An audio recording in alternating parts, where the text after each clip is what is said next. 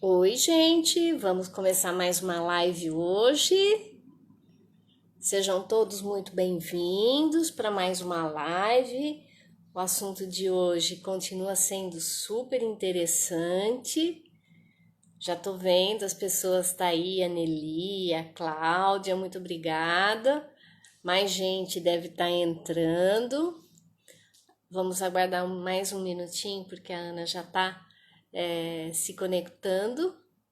E hoje nós temos um assunto super importante novamente, né?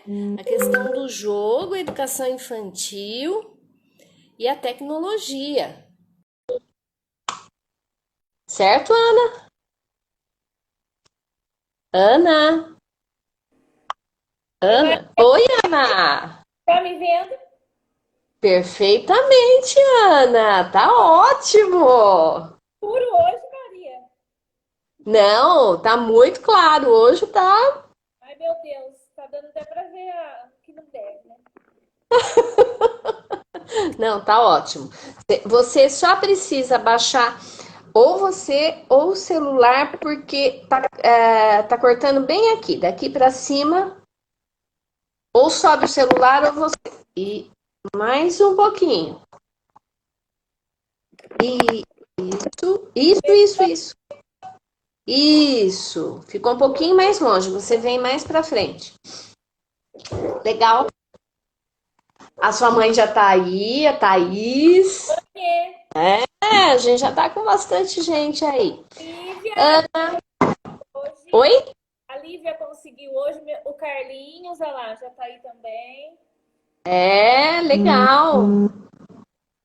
Tem bastante, uma audiência muito boa, em função do quê? Da relevância do tema e porque também as pessoas consideram, né, um pouquinho aquilo que a gente faz. Graças a Deus. Construir uma carreira não é fácil, né? A Ivana, eu também, tô vendo. Ai, se a gente deixa escapar alguém, Ana, aí Pois fica feio. Bom, gente, boa noite. É um prazer estar com vocês aqui novamente. Hoje nós vamos dar continuidade à discussão, né, e à conversa a respeito de jogos, a importância dos jogos, a tecnologia e a educação infantil. Na live passada, a Ana vai fazer um resumo, um breve resumo, só para situar vocês. E eu gostaria de apresentar a mim e a Ana, né? Porque muita gente também não me conhece. Meu nome é Maria Belintani, sou doutora em educação, especialista em desenvolvimento humano e em educação para o consumo. Sou fruto do mesmo laboratório que a Ana frequenta, do grupo da professora Orli lá da Unicamp, né? E a gente tem muita afinidade, não só pessoal, mas também teórica, o que nos faz poder dialogar com muita tranquilidade. Tenho o prazer de estar com a Ana, mestre, doutoranda, continua a trabalhar na pesquisa sobre o desenvolvimento das noções infralógicas de tempo e espaço, com uma atenção focada, centrada em relação à criança e o jogo eletrônico, né? Esse foi o tema do mestrado dela. E o doutorado ela continua na mesma linha, se aprofundando mais. Ela é professora, dá aula nos cursos de ProEP, pedagoga, né? Tem uma carreira sólida como professora do ensino da educação infantil, trabalha com as crianças do LPG, do Laboratório de Epistemologia Psicologia Genética da Unicamp, que é o trabalho social que o laboratório faz em relação às crianças com dificuldade de aprendizagem. Esqueci de alguma coisa, Ana? Não. Falou. Acho que quase tudo. A gente nunca fala tudo, nunca fala. A gente não lembra, comete algumas gafes, sim. Mas com a palavra nossa querida convidada, Ana Lúcia de Camargo Meneghel. Gente, ela fala isso, mas ela me chama de Aninha no particular, tá? É, Aninha, Pois é. Aninha, vai ser sempre. Maria, é um prazer novamente estar com você. Você sabe o quanto eu admiro o seu trabalho, o quanto eu te admiro como pessoa. Então, eu quero só te agradecer por essa oportunidade, viu? Bom, Imagina. quem estava aí? Não dá para erguer a mão, né? Que nem lá no Não, não. Quem está aqui estava aí terça-feira, né?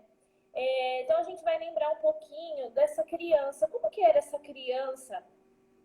Essa criança da educação infantil, né? Que nós falamos na terça-feira. Essa criança, ela é pré-operatória. Lembra que era pré-operatória? Aquela criança intuitiva, que não tem reversibilidade de pensamento, que o pensamento dela é focado nela mesma. Não porque ela eu sou egoísta, está focado em mim por conta disso. Não. É a estrutura de pensamento que ainda não dá conta de se colocar no lugar do outro, certo? E não dá conta de um pensamento de ir e vir. É aquela criança que ainda ela só se pauta no que ela vê, no que ela sente, naquele pensamento intuitivo. Até eu estava comentando com a Maria, minhas alunas acho que sabem dessa história, que uma vez nós fomos por um sítio, chamava Sítio Duas Cachoeiras, e tinha... Ana, Oi, tem uma pessoa que deu uma informação que o seu áudio está muito baixo. meu áudio, É. mas ele tá não tem como aumentar mais. Tá Então dando... você tem que chegar o celular mais próximo de você, que agora melhorou. Melhorou? Aham, pode Melhorou? falar. Então, Você estava num sítio. as crianças eram crianças de 4 anos e tinha uma plantação de orégano.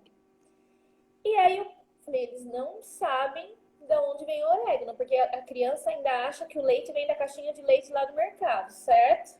Por conta desse Certo. pensamento. Então eu peguei o orégano e falei assim, o que que é isso? Eles me disseram, nossa, que cheiro de sábado à noite. Cheiro de sábado à noite?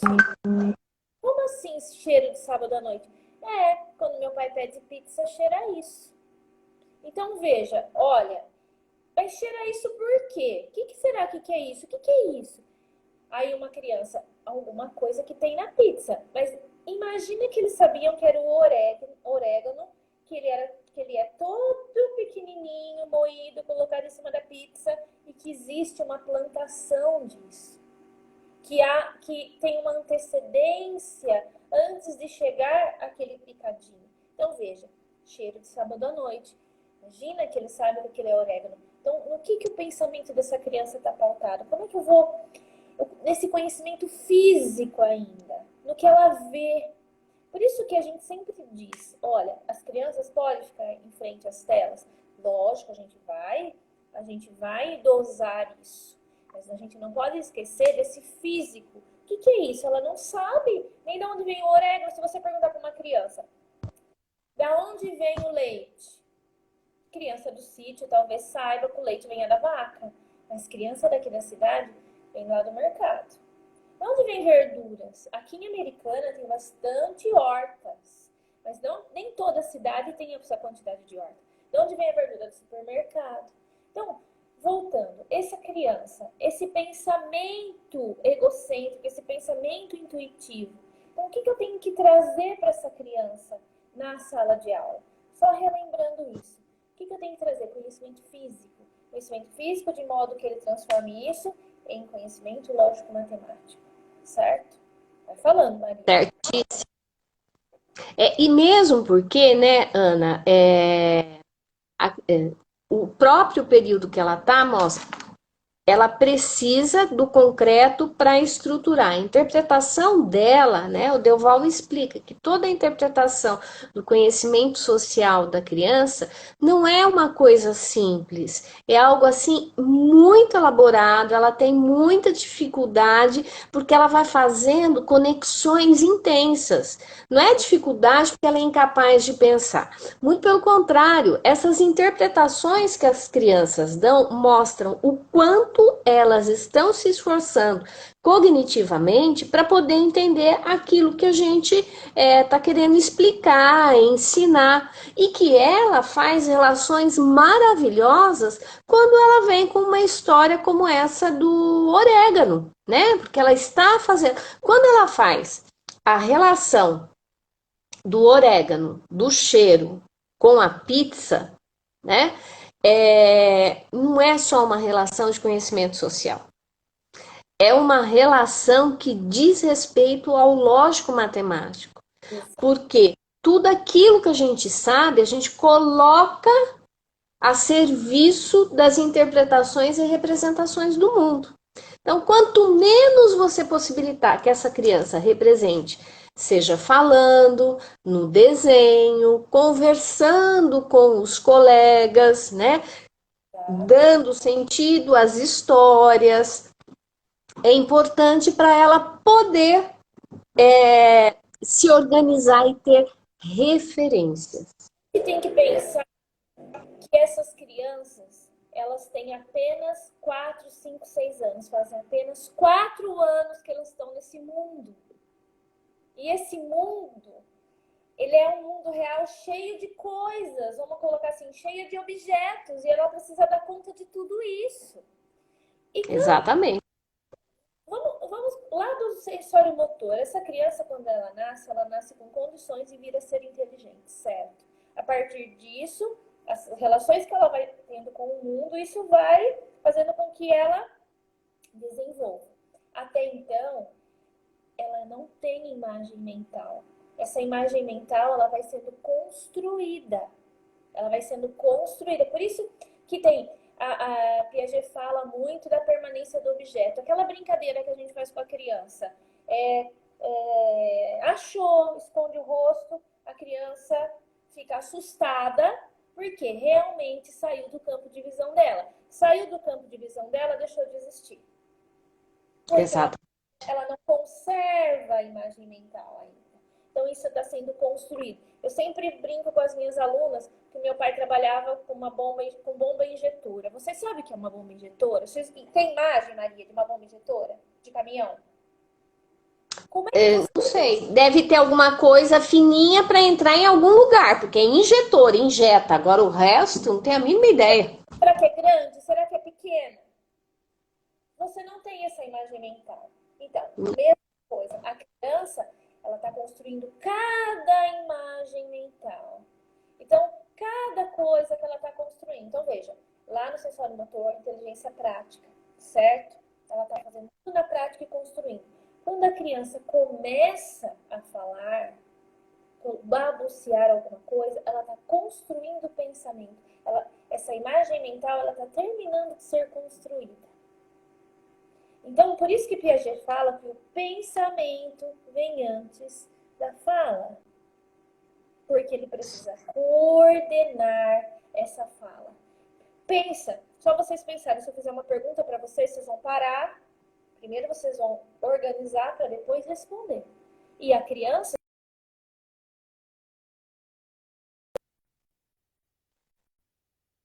começa a falar assim.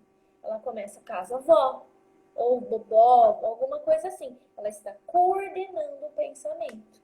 Então, veja, ela tem só 4 anos de idade, 3, 4 anos de idade. Olha quantas coisas ela precisa dar conta nesse mundo. Desculpa, Maria, pode falar. Imagina. E é assim, e a gente acha que conversar com a criança é uma atividade que não tem importância. Ah, e o que eu vou fazer com o meu filho em casa? Converse. Converse, conte história, pede para ele contar história para você, mesmo que ele não consiga lembrar da história inteira ou que ele só conte palavras específicas. Isso ajuda a criança da educação infantil de 0 a 5 anos a organizar, aumenta o referencial dela, as palavras estão dentro de um contexto, ela precisa articular para se fazer entender. Exato. Tudo isso é desafio cognitivo. Além da afetividade, né, que você acolhe. Se a gente pensar nas estruturas infralógicas de tempo. Ó, volta um pouquinho. O que é estrutura infralógica? Estruturas infralógicas são aquelas estruturas, espaço, tempo e causalidade, que a criança precisa estar o quê? Inserida no mundo do objeto. Não é só a interação, mas eu preciso estar inserida. Por exemplo, o tempo. Quando muda o horário de verão, como é que vocês ficam? Perdidos. Porque perde a noção do tempo, certo? A criança construindo a noção de tempo, essa construção da noção de tempo, espaço e causalidade, ela vai terminar quando a criança tiver o operatório concreto. Quando ela concluir o operatório concreto. Então, essa criança aí, lá de 3, 4 anos, já ouviu dizer assim, ó, amanhã eu fui. Sabe por que ela fala amanhã eu fui? Não é só por conta da linguagem. É porque ela realmente não tem essa noção de tempo ainda. Por isso que a gente trabalha dentro da sala de aula, né, Maria? Aqueles cartazes da rotina. Olha, o que nós vamos fazer agora? Por isso que é tão importante você fazer aquela roda da conversa, orientar aquela criança. Olha, o que nós vamos fazer agora? O que nós vamos fazer depois? Depois tem o intervalo, depois do intervalo tem o quê? E conforme vai passando o tempo, você vai virando os cartazes para ele se dar conta de que o tempo está passando, dessa noção de tempo. Olha, a Maria Edvânia está pedindo para repetir a fala, mas qual delas? Você quer que repita e explique de novo o que é essa... Solange entrou, o que são essas relações infralógicas, o que é essa questão de causalidade, tempo e espaço, né? Vamos pensar o seguinte...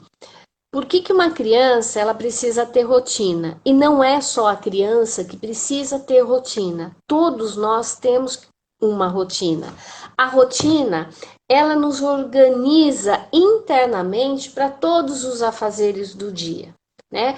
Ela consegue desenvolver a atenção, o que vem antes, o que vem depois. Ela consegue nos ajudar a antecipar situações, ela consegue resolver problemas mais facilmente, e isso é para o adulto. Então, pensa você hoje, nós todos fechados em casa na quarentena, e de vez em quando eu escuto, nossa, mas eu não sei se hoje é sábado ou é domingo, né?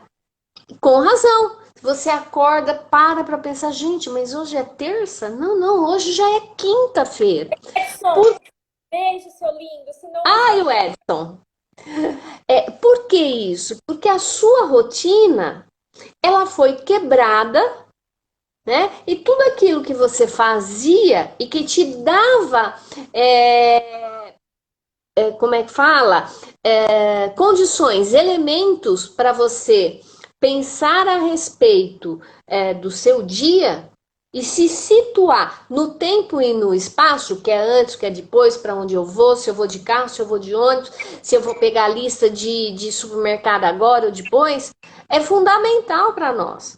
E quando a gente está falando a respeito da criança, essas noções de infralógicas, de tempo, de causalidade, espaço. O que é causalidade? O ser, né? Se eu jogo um copo no chão, ele quebra. Então, ele quebra. É uma inferência de consequência. Então, essas crianças precisam da rotina, porque todo especialista fala, mantenham a rotina na sua casa. Não é porque a gente quer criar um robô, muito pelo contrário, porque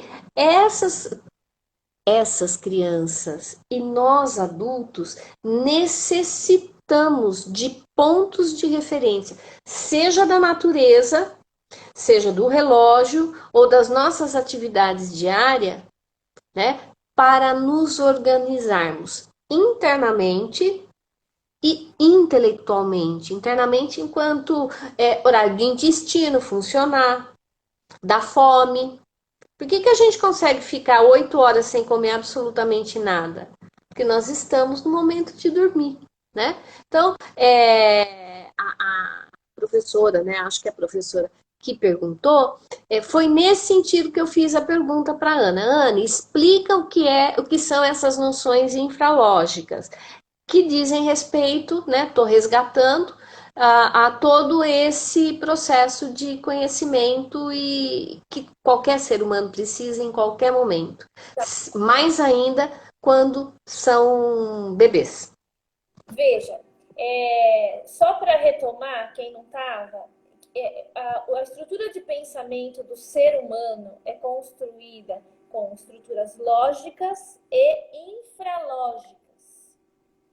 As lógicas são a interação com o objeto, a interação que eu vou ter. O objeto que Piaget fala é tudo, são pessoas, são objetos, tudo, certo? Isso são objetos. E as noções são conservação, noções de conservação, de inclusão de classe, classificação e seriação. Essas noções são construídas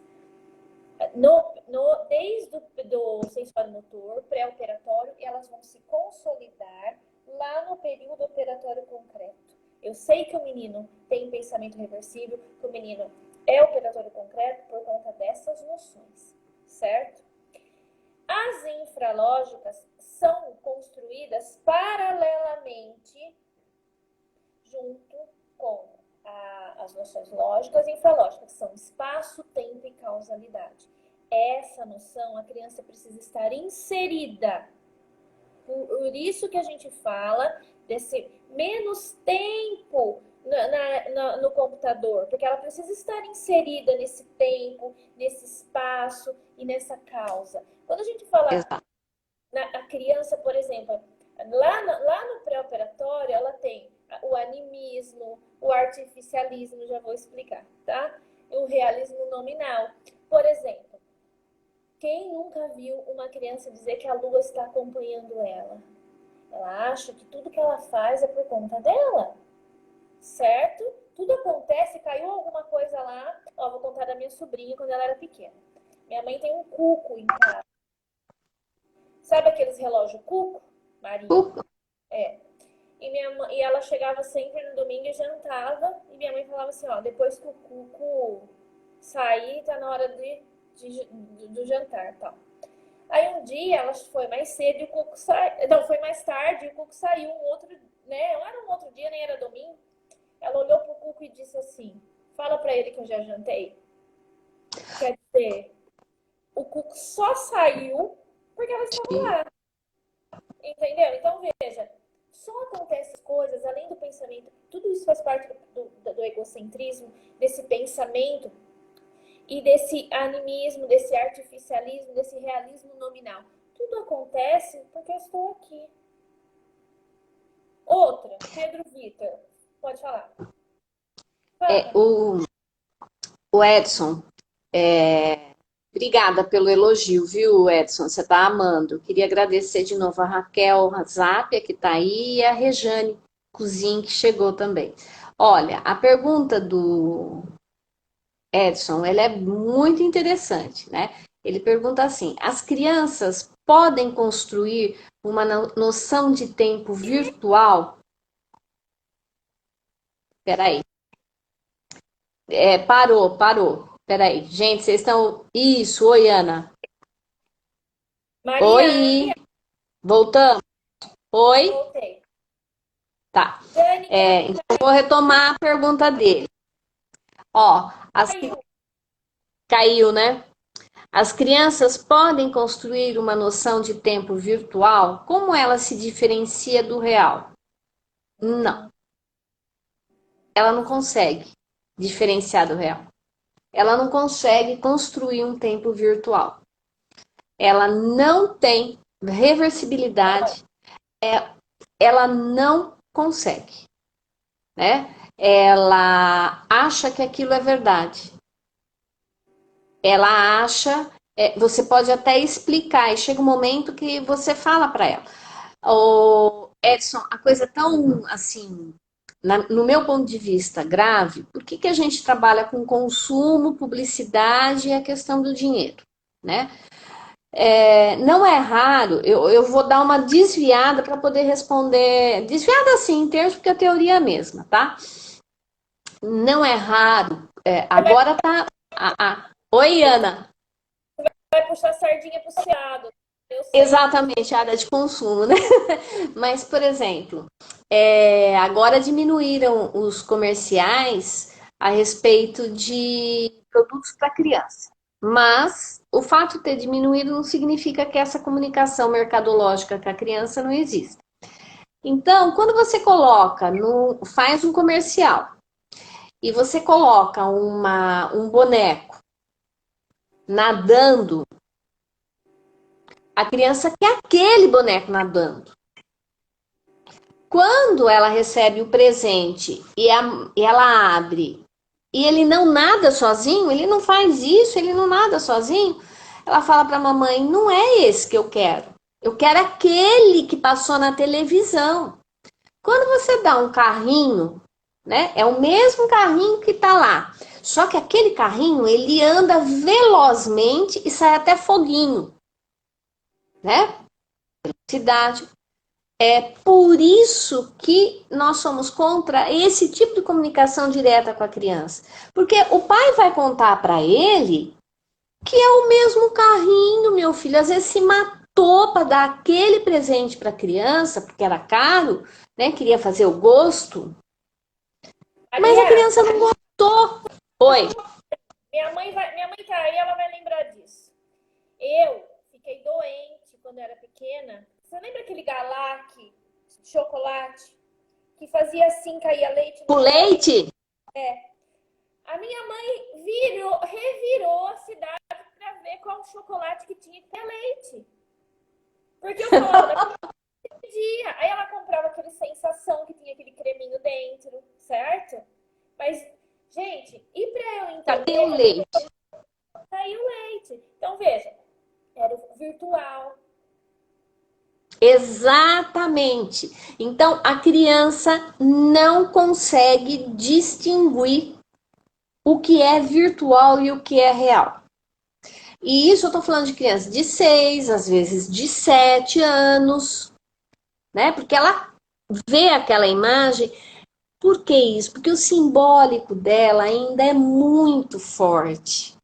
Ela quer acreditar, muitas vezes, que aquilo lá é verdade. Não é que ela quer só porque eu desejo acreditar.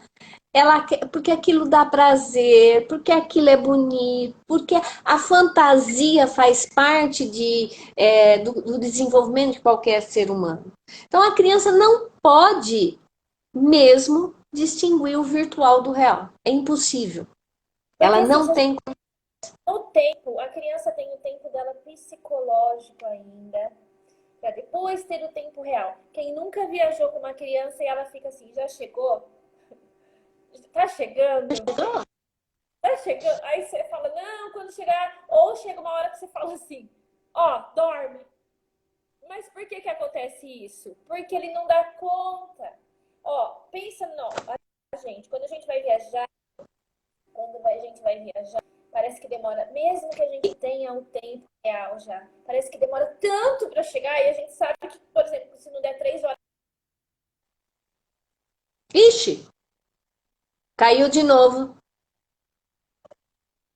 Ana.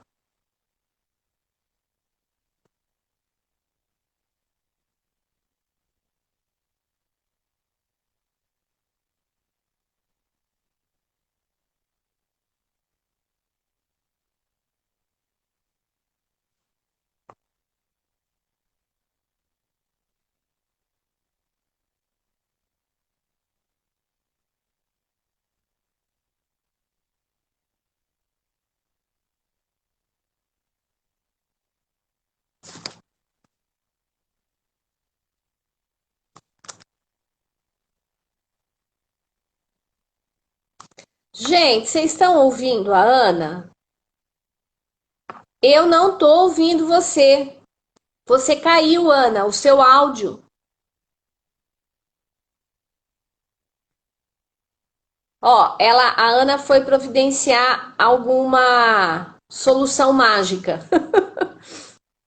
Tá sem, não tem som. Você tá me ouvindo? Es-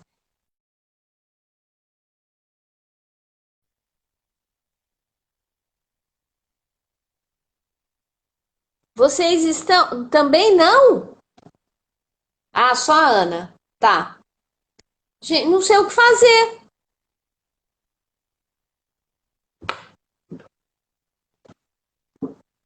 Ô, dureza, o que será que aconteceu?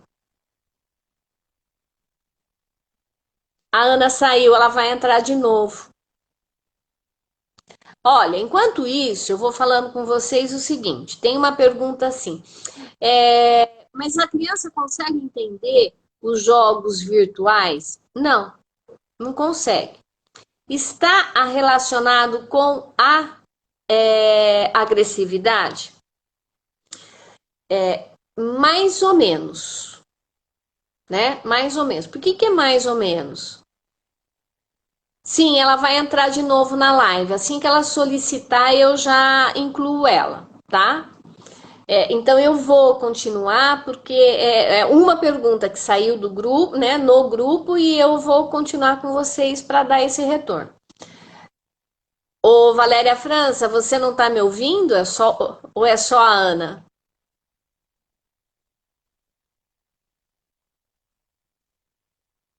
Bom, vamos lá. Então, por que que essa questão do jogo virtual e a agressividade? Mas isso não diz respeito só ao jogo virtual. Isso diz respeito a qualquer imagem, a qualquer desenho, a qualquer filme que ela assista, né? Por que eu digo isso? É, por exemplo, você já assistiu o filme do Pica-Pau, do Tom e Jerry, do próprio Simpsons, né? Acontece um monte. Obrigada, Mari, meu áudio tá ok. Acontece um monte de coisas nesses desenhos que o personagem nunca morre. Ele fica machucado, mas ele tá de novo lá. Ele cai de um penhasco, mas ele tá vivo.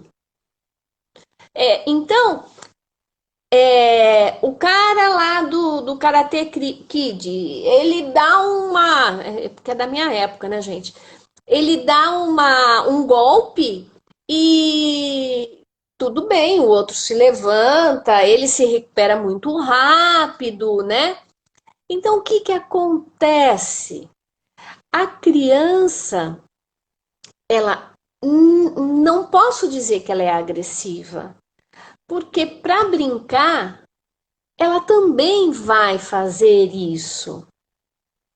Ela vai chutar e vai achar que não vai machucar, né? É diferente quando ela tá com raiva e morde. Essa é uma outra situação, né? Mas quando a criança põe o pé na frente, o cara cai. Eu presencio crianças com 12, né, pré-adolescentes, com 12, 13 anos, que já fizeram isso muitas vezes e que quando o colega cai, machuca e sai sangue, ele quase desmaia, ele fica extremamente preocupado porque ele não queria que saísse sangue. Sair sangue significa que foi grave, mas ele só estava brincando. Então, necessariamente não são os jogos. Ó, veja, eu não estou dando um aval para os jogos. Eu estou falando de uma das possibilidades que a criança tem no seu desenvolvimento, que é a questão da construção do simbólico. Ana, a Ana vai voltar. Eu acho que vocês, eu fui clara. Oba! Senão vai Eu, cair o Ibope, Maria. Vamos lá, Ana. Já aceitei a Ana. Eu demorei para aceitar a Ana, viu, Carlinhos? Eu me entusiasmei, com a fala e acabei esquecendo de aceitar a Ana. Exclusão, viu, Ana? Desculpa aí. Eu perdi o que eu tava falando. Você tava. Nem eu lembro. É que eu fui respondendo uma pergunta, Ana. Você estava falando da importância dessas relações que a criança faz em relação ao real, e aí eu respondi uma pergunta que dizia a respeito se a agressividade está relacionada com os jogos virtuais. E aí, justamente, eu expliquei que não necessariamente, porque a criança brinca, e não é o jogo virtual que faz a criança agressiva. O desenho, o filme. Gente, os caras pulam do avião e não morrem. Dá para entender que aqueles ferozes e furiosos, eles fazem umas coisas. É impossível uma pessoa sair viva daquelas manobras. Não existe física que dê conta daquilo. Ué, Exato. mas você tá fazendo, eu tô vendo, eu tô acreditando. Elas estão dizendo aqui que eu acho que eu estava fazendo a comparação do tempo psicológico do tempo real. Exatamente, obrigada. Que até eu esqueci. Então, até pra gente, essa ansiedade, quando a gente vai viajar, a gente sabe que vai demorar 3 horas e meia, mas a gente tem aquela ansiedade. E Isso. quando a gente volta, parece que é mais rápido. Então, veja, se a gente já tem essa construção e pra gente é difícil esse tempo psicológico, imagine para a criança que está construindo isso. Ela está Beijo pra construindo. você, Alice. Não, desculpa. Beijo pra Alice. Só isso, pode continuar. A monitora lá do Fundamental, lá da Unicamp. Lindas. Então, é esse tempo psicológico. O espaço, tempo e a causa. Então, eles estão o quê? Relacionados. A gente só separa que é para explicar. Piaget separa para explicar isso. Mas está tudo relacionado. E não tem como eu ter a noção de conservação, as estruturas lógicas sem ter a infralógica. Elas juntas. Elas se consolidizam. É isso? Tá certo? Cons- Com, sodoli- elas fazem. Consolidação. Elas Consolidação. juntas. Não tem como eu ser operatório se eu não tiver noção de se eu não tiver noção infralógica ou não tiver noção de infralógica, tá? Então elas são juntas. Tempo e espaço. Tempo, espaço e causalidade e conservação, classificação, inclusão e seriação. Certo? Eu falei tanto disso. Tá claro a noção de inclusão de classe, de seriação e classificação? Será? Coloque aí, meninas, sim ou não? Meninas e meninos, o meu primo também entrou aí agora. É o Leandro Moreira está aí. A Ivana tá pensando muito em viagem, viu, Ivana? Ó, Ana,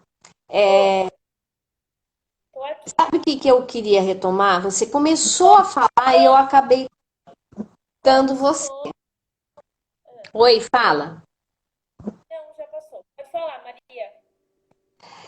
Você tinha começado a falar da rotina da sala de aula, do cartaz de presença, né? E a gente estava conversando, elas estão respondendo, tá claro, sim, beleza. E, Ótimas. eu não mandei um beijo para quem, meu Deus? Ou fui eu ou foi você, hein, Ana? Aline da Lisandra. Tá faltando um beijo para essa menina. Pronto? Beijada. Sinta-se beijada. Ana, eu e a Ana.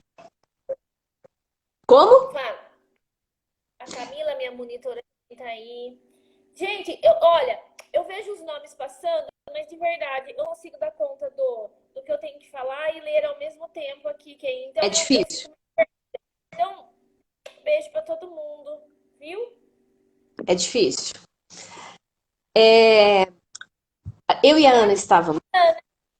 Eu sei, amor. Vai. Desculpa, mas... Eu e a Ana, a gente estava conversando a respeito da sala de aula. E a importância de todo o espaço da sala de aula colaborar com a construção do real para a criança. Eu vou só colocar para vocês uma situação, né? E depois a Ana dá continuidade. Eu estava conversando com uma psicóloga, ela falou assim: olha, Maria, tenho muitos anos de atendimento clínico com crianças e adolescentes, e uma das coisas que eu uso é uma atividade de desenho. E eu tenho encontrado com cada vez mais dificuldade de que a criança aceite desenhar. Porque ela fala que ela não sabe, que não foi assim que a professora ensinou, que não é desse jeito que faz, ou então que simplesmente ela se nega a desenhar. Ela falou que isso não, ela está percebendo que não está relacionado exclusivamente à dificuldade que a criança tem naquele momento lá no consultório. E depois, conversando com a Ana, o que a gente acha, né? Eu conversei com a psicóloga, ela concorda, mas depois eu conversei com a Ana, o que falta? Falta oportunidades para o desenho como um desafio. A professora, na maior boa vontade, arruma toda a sala de aula que ela fica um brinco. Aquela sala de aula não tem espaço para colocar a construção da criança, qualquer tipo de coisa. E ela fez tudo isso com carinho, com amor, com capricho e querendo recepcionar bem um aluno, né? Mas esse modelo ideal, uma coisa é estar organizado, a outra coisa, ele está todo decorado sem ter a mão da criança, porque ela passa a ter um modelo de perfeição, que é diferente do real. A hora que ela vai desenhar, cá entre nós, né, Ana? O desenho não é legal. Adriano, um beijo pra você. O desenho não é legal. A bola é sua. Veja, quando falamos da função simbólica na terça-feira, o desenho, a construção do desenho é uma das funções simbólicas.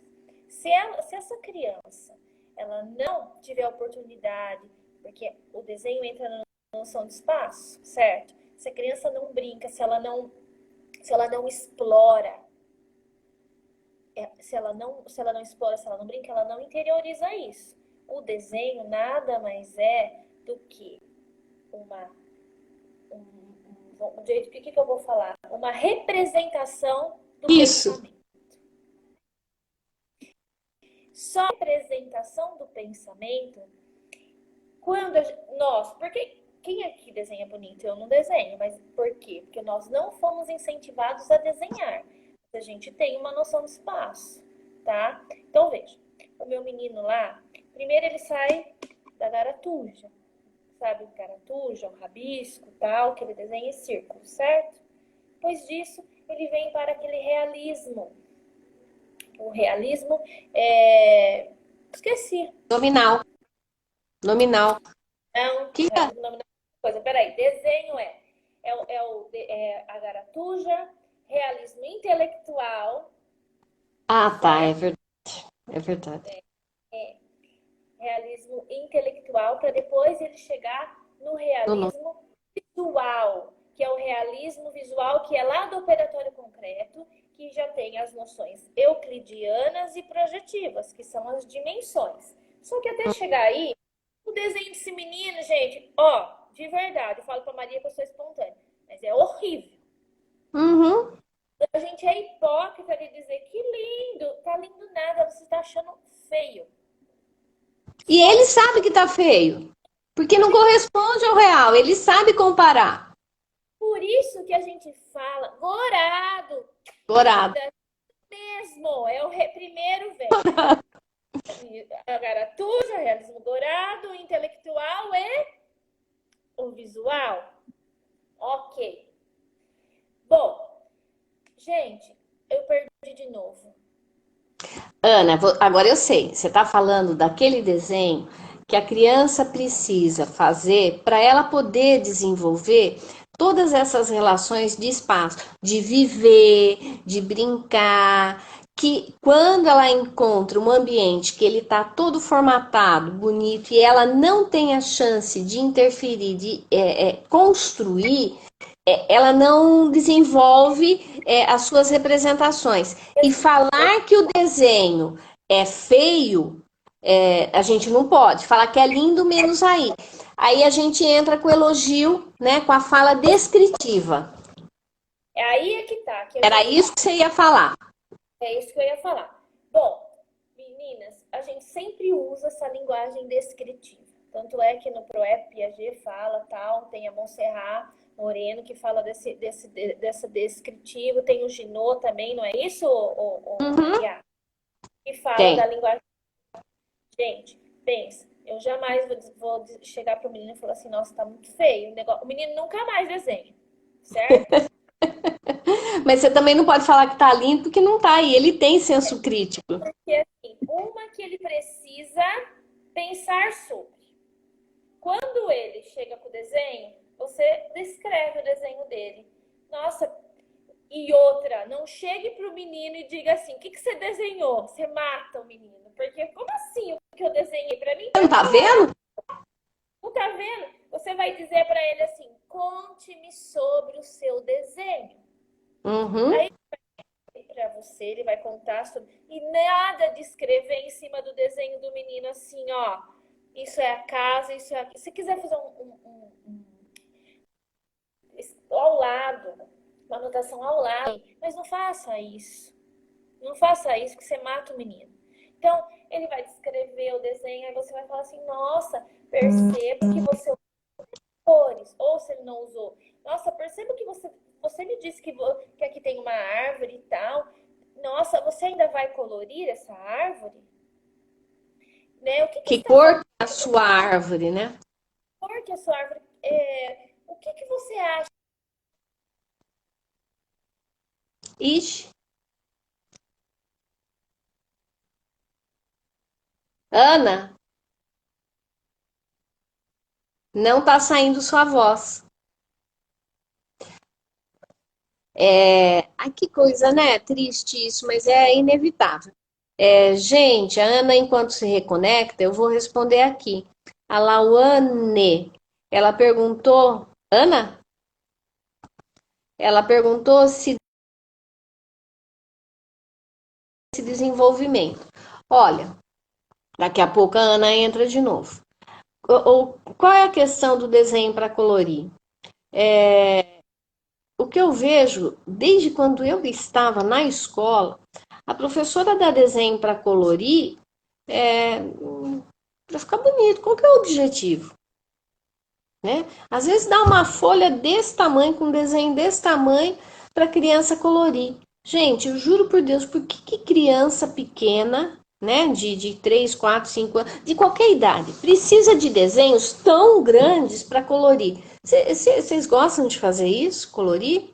Põe a mão na cabeça. Esse é um ponto. Não tem sentido. Aí quando ela começa a rabiscar, agora, se você seu objetivo é fazer uma interferência, né, para que ela use várias cores, você pode trabalhar com obra de arte, você pode trazer vários pintores, diferentes imagens, né? Vamos conversar sobre essas imagens, descrever o que tem nessa imagem que tem, sei lá, de um pôr do sol. Não interessa a imagem de um gato, de um leão. Ai, vamos ver. E agora, esse leão? Se eu fosse desenhar esse leão, que tamanho que ele seria? Ó, você só tem uma folha de papel deste tamanhinho, né? São desafios que você estabelece para a criança em relação ao pintar e pintar, né, com pincel e ao colorir. eu não vejo que só colorir seja uma atividade significativa para a criança.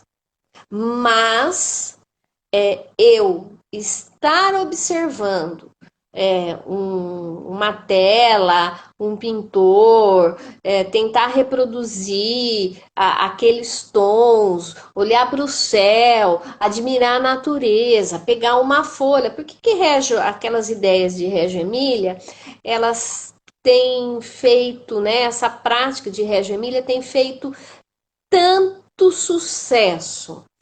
Porque a criança tem a oportunidade de observar o real e copiar tal qual ele é, né? Com que tipo de interferência? Com o questionamento da professora, né? Você está desenhando, o que você decidiu desenhar? Ah, essa folha, vamos lá. O que é que essa folha tem, né? Que você vai desenhar? O que você está vendo? Vamos dar nome nisso. Ah, eu tô vendo esses galinhos pequenininhos. Ah, tá bom. Você tá vendo esses galinhos? Então você vai desenhar esses galhos? Isso é completamente diferente. É uma interferência que faz a criança pensar em como ela vai representar aquele desenho em seus detalhes.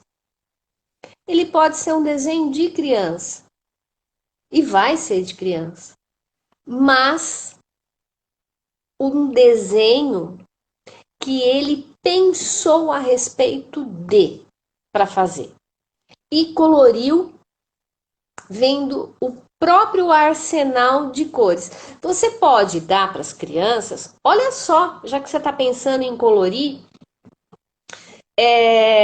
você dá para ela um conjunto de cores para ela, ou tinta ou caneta. Então, ela só pode usar naquele conjunto de cores para fazer um desenho, ela pode usar só o branco, o verde claro, o amarelo e, sei lá, o vermelho. O que essa criança pode fazer com isso? Aí você pode trazer um elemento, eu posso trazer uma folha amarelecida, tá certo, né? Para que ela possa pintar tal qual. Mas eu limitei o número de opções de lápis, ao invés de deixar ela usar 12, 24 cores de lápis, eu dei só 4.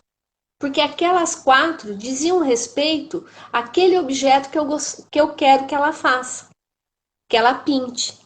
Gente, aí a Ana ainda não pediu, não, né? Não, não pediu. Então, esse pintar, ele tem significado, né? Uma vez eu fui ouvir uma palestra do pessoal de Reggio Emília que foi lá na Unicamp. E foi apontado, assim, com muita clareza, as italianas são delicadas, mas objetivas, né? As crianças brasileiras têm uma defasagem de representação do desenho muito grande.